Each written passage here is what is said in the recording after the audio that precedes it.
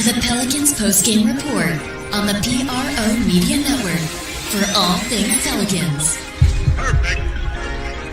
Fly Pelican, fly Pelican, fly Pelican. And I tell them that birds of a feather flock together. Fly down, my Pelican forever. Pelican forever. Ain't gon' lie, I feel flyer than I ever been. You stay ballin', this New Orleans, I'm a Pelican. It's going down in the nest, wild, wild west. Yeah.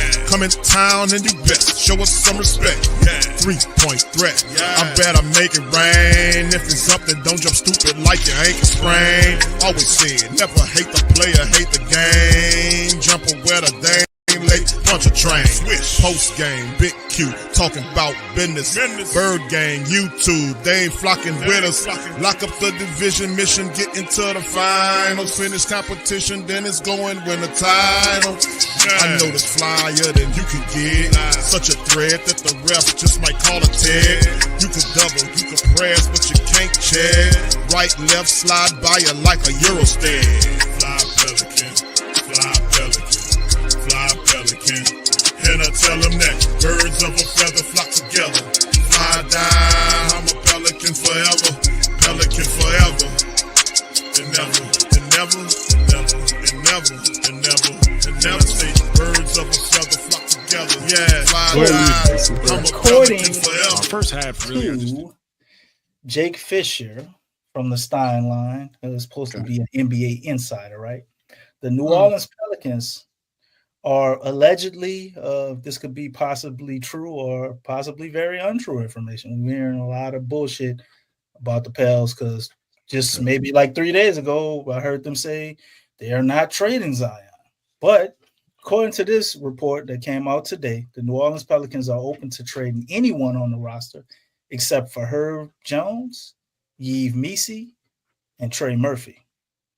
While naturally resistant to trade inquiries for the younger gems, Herb Jones, rookie Yves Missis, Trey Murphy III, word is that the Pelicans are essentially open to trade pitches for pretty much anyone on the roster apart from those three, amid a 5-21 start and more injury woes than Philadelphia. So, people who want us to blow it all up, I think they showed lining everything up, man. We had seen some people put it in the chat. ESPN definitely is out to get us. They had a report or a live segment on the show.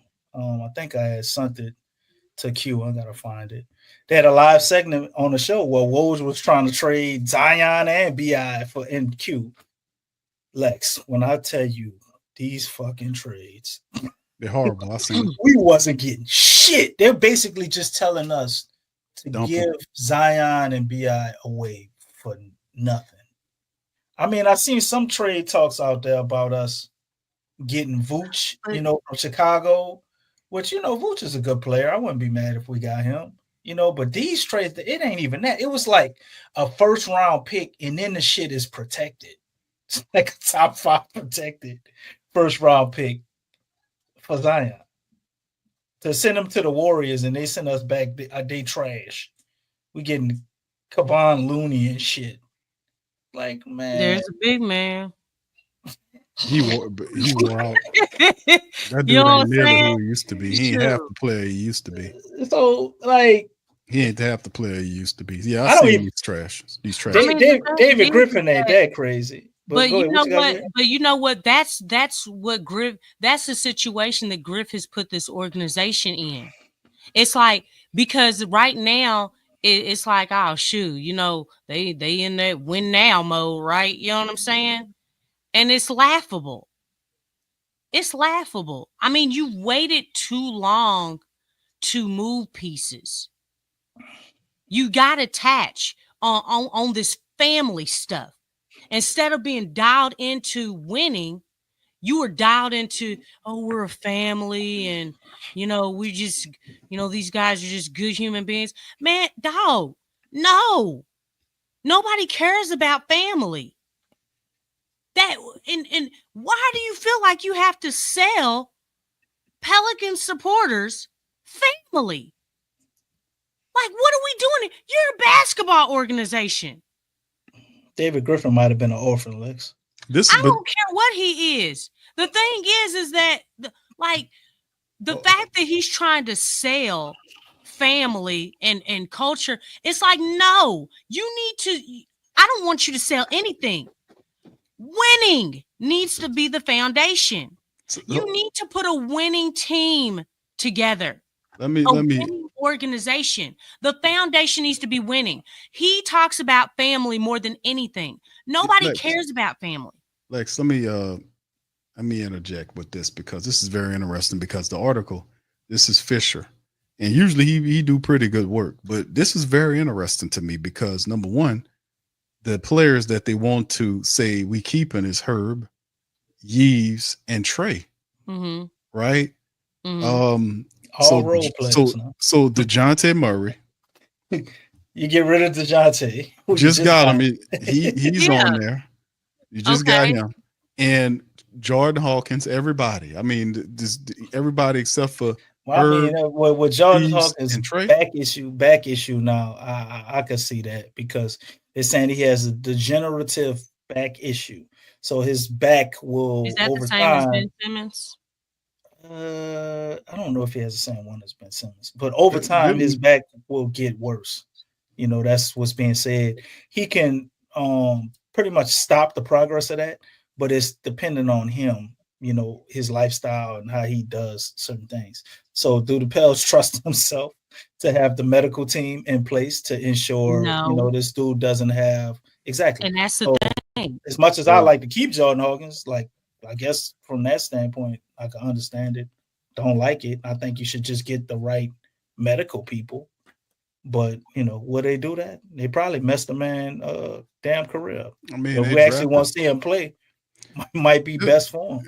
I mean, this team, this whole experiment was created by David Griffin. I mean, he took Zion Williamson, he drafted these players, he assembled this team. We just got DeJounte Murray here. Now, I'm not saying that this article is true or otherwise. Of course, the Pelicans. Well, they just had a conflicting article, like I said 3 days ago, about they're not trading Zion. Trying to trade BI, but CJ McCullough is up there and other people, but not Zion. So but at some point you have to be able to assess what's going on. It's really interesting how much as David Griffin liked to talk, but he hadn't said a damn thing about what's going on with this team. I mean, he ain't pop up here and say anything about it. So, like I said about the article, I've heard a lot of rumorvilles, and this is usually when you hear rumorville talk start middle in December going into January because the trade deadline is in early February. So this is the rumorville is right on time. It's right on time, late December into January of next year because the trade deadline is February, early February. So we're right on time with this foolishness that's going on. So anyway, man, let's your last parting thoughts on this, DC. I know you just said what you said. Lex, you won't talk about I know you just said what you're saying about the team, and but this is right, man. They are horrible, and it is definitely showing in this time for something to change and happen. That's what's got to happen. That's the bottom line. So let's get ready to kind of shake on out on this thing. But go ahead, Lex. I'll give you your final thoughts before we close out. Go Pels. All right. I could actually give my final thoughts. I ain't going to give them. DC, you always on final thought mode. No, that's man. You be ready to skip over me, you know.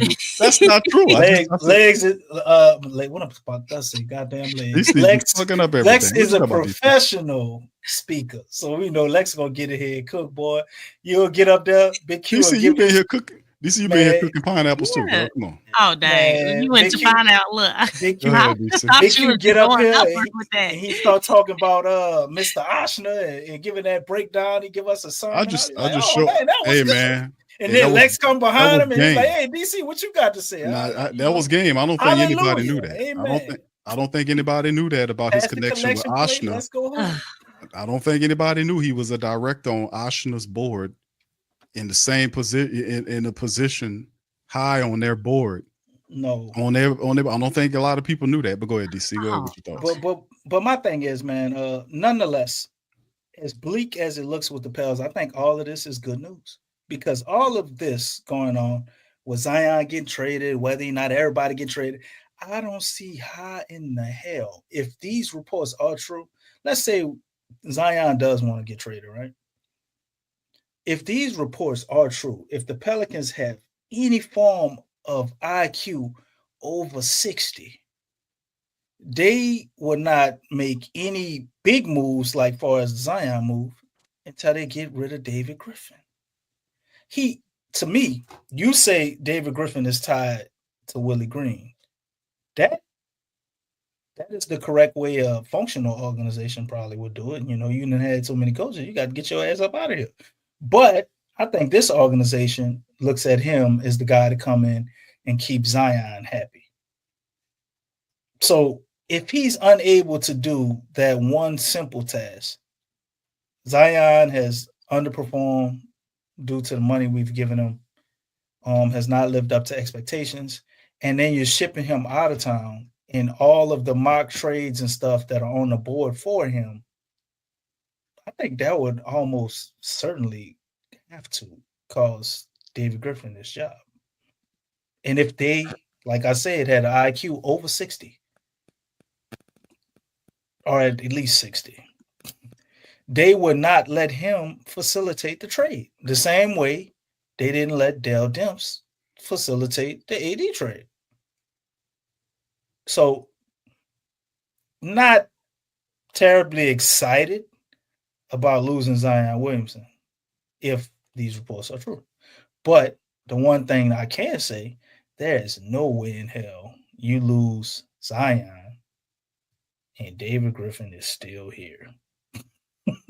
Absolutely. I agree with that. No way in hell they're not going for that. That's true. That's a reset. Exactly. Total reset. If Zion goes, you go too.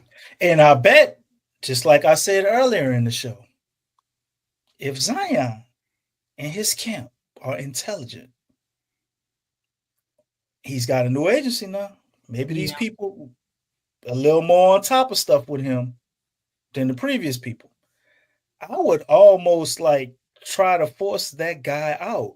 All the injury BS and bullshit we going through. David Griffin has messed up this dude's image a lot. Now, he has not been getting on the court doing what he's supposed to do. I'm not going to act like he have, but I don't think everything that goes on with Zion is completely his fault. Not everything. But if he was out there available and ready to play and doing all the right stuff, then we could say that, but we know he not. But every area outside of his control, where the front office was supposed to have things together, they've been fucking up. Mm-hmm. So if I was in his camp or his agency or people like that, I would be putting pressure on them to make some alterations to that contract. And then secondly, I would be trying to put in the word to get David Griffin the hell out the way. Like, Miss Benson, I like it here, but I don't trust this guy. Everything he told me has been a lie. Or whoever he can, maybe talking to Dennis Lauscher, whoever. But, you know, once you start going over his head, like if you're supposed to have these conversations with David Griffin because we're not a competent organization where you can actually have them with your general manager, because our general manager just got there. And basically, our general manager is just going to take everything you say and go repeat it word for word. They probably got a tape recorder on Bryce. And then you just come back to David Griffin and they play the tape and they tell him what to do. He just got there. Don't feel comfortable talking to David Griffin. You got to go to the next step. All of that should be a knock on you as a person in a position of power when the chain of command gets broke. And I would be doing that if I was a part of his team, and that could be why you hearing some of this stuff about the Pels are willing to trade. Maybe his agency is leaking some of that stuff. And they putting the pressure on the Pels. Well, if y'all don't clean this up, that, and the third, just cut me or trade me. Might have some pressure being applied to them right now. And usually when that happens, you're going to hear a lot of conflicting stories. Then there's the other caveat. I'll say this, and then we get out of here. Maybe this ain't got nothing to do with Zion at all. We got to remember, we have another disgruntled star on our team in Brandon Ingram, who signed to Clutch Sports. And Clutch Sports will do anything to humiliate you and your image. They play dirty. So maybe they could be having information about the whole other side of thing where it don't even apply to Brandon Ingram. All in an attempt to muddy up the image of the Pels, which is already in the toilet. But as you said, Lex, things can get worse with time, right? Mm-hmm. And all of this could be tied to a lot of reports we're hearing with Brandon Ingram. Maybe Clutch is just working overtime to throw a lot of stuff out there. But nonetheless, we have no idea how the Pels look at it or what they would do. We don't know just yet. But we do know one thing, as Big Q astutely pointed out, David Griffin ain't saying shit. So you know what that tells me? He's in quite the pickle. Yeah. He's trying to figure this shit out. He does. I bet you he's stressed too behind Hell yeah. doors. Hell yeah, because all other times so we had pressure. Remember we had trade rumors last year about BI for Scoot Henderson and Zion and all this shit. You remember that? David Griffin got out there and he said, BI knows we value him and we would trade him. This is part of how it goes. And, you know, it's just one of those things. Yeah, you know, guys are always mentioned in a trade and we may answer a phone call, but that doesn't mean anything. You know, it's just part of the league and He ain't saying none of that shit. No. He ain't saying nothing. So he's in trouble. He know he's in trouble. Yeah. And I think his hands are tied on a lot of stuff he can do unless he comes with something of value. And like my man said, today is what, the 15th, right? Mm-hmm.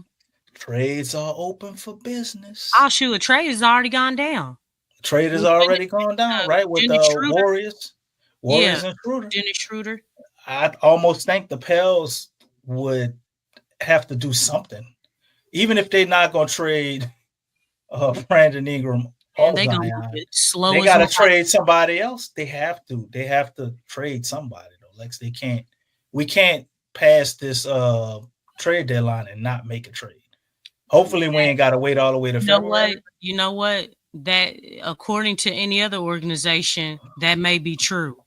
But when it comes to something like this one, hey man, it's you know, it's kind of hard to say because man, Griff be moving slow as molasses. You know what I'm saying? You ain't all of a sudden just gonna start moving with a purpose after years of not doing, you know, doing anything at all. I mean, because he's waited so long, and it's really gotten that bad where really the ball is not in his court. Like, dude, you either take these scraps. Basically, another GM can come in and be like, hey, you take these scraps or you don't get nothing at all. I feel like that's the position that he's in. Like, and that's why I was saying, like, he's not going to get top value for anything because of the position that he's put the Pelicans in. You're not going to get top value. That's why I was saying it's not the initial trade, but the trade after that, because you waited so long. You pinned yourself in a corner where you have no leverage. You don't have any leverage. You can't do anything. And it makes it hard to make moves. So, I mean, because he was thinking whatever he thought he was thinking, oh, you know, no, we don't want that. You know, we're looking for something else. All that bluffing that he was doing all off season, dog, you really in a corner now. You thought you had some type of leverage then to make a trade. It's getting worse. And as it gets closer to the deadline, it's like, shoot, dog, the pressure's on you. Yeah, this is I don't know if a trade gets done. I think the biggest one was probably behind BI, and with him being hurt, that complicates it. Me personally, I think the greatest thing the Pelicans can do is fire Willie Green as soon as possible and establish an identity and try to salvage get some wins going and try to win as best they can. I also say they need to probably release one of these other players. Probably see if they. I don't know where Alfred Payton at, but I would like the Alfred back on this team in the backup capacity. Get Jamal Cain out of here, man. Yeah, Jamal Cain can go. Yeah, Jamal Cain could go. We need to get Alfred even back. If you got Javonte Green, I'm sure Javonte Green, they probably could trade him. Somebody may give him a low second round pick. Yeah, right. Because once he's a good player, man. He is. But Green's gonna lose. Yeah, you're right. When JRE comes, listen, I'm just saying, man. Listen, we did the best thing they can do, because we're not gonna talk about firing the VP during the season unless something hard. No, you can't do that. They're not going to do that. So the thing they can do right now to try to salvage some of the season is you can't have a team that 5 wins. The team sitting up here 5-21. They're probably going to be 5-29 by the end of December. You cannot march this guy into next year talking about the injuries. You don't have the injury excuse no more. You done wasted that. From the last 5 years of compounding injuries, you don't have that. So the best thing the Pelicans can do is to bring some sort of excitement back to the team is by firing the stumbling, bumbling coach that we have, who has a stale message. He's a dead man walking. He doesn't have any balls. He's totally decapitated. You might as well get rid of the guy, get the next guy up who can establish an offensive identity for the team, and then the team becomes competitive again. Even if the Pelicans are losing games, as long as they're competitive, people can deal with that. That's the point. If you're in these games, you're losing by a point here or there. You see what I'm saying? But as long as you're competitive and competing and doing the right things that you need to do, most of the times, even if you're a little bit shorthanded, you'll beat these other teams. Some of these teams could be loaded and they might not come to play that game. You can get one from them. It happens all the time.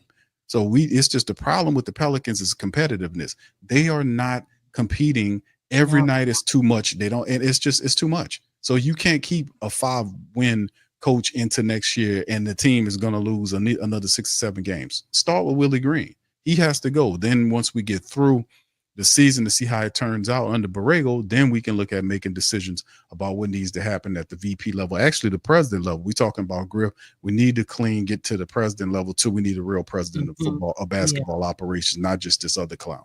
So this is real spiel here. They really want to get to the meat and potatoes and turn this all the way around. Right now, we start with Willie Green. Willie Green must fall. Bottom line, he has to go down. He can't. This is not acceptable at any level. This team is not even competitive, man. They're not. So we're gonna get out on that, man. I hope y'all enjoyed the broadcast tonight, man. Please do us a service. Please feel free to hit the like button if you hadn't already hit it. Please feel free to share the show on social media, Facebook groups, wherever y'all socialize at with other Pelican community members. Also hit the notification bell for future content, and as well check out the links in the description section below for the link tree and stuff like that for merch and all this other stuff that we got going on that helps the community. Subscribe now and stay up to date for all things New Orleans Pelicans.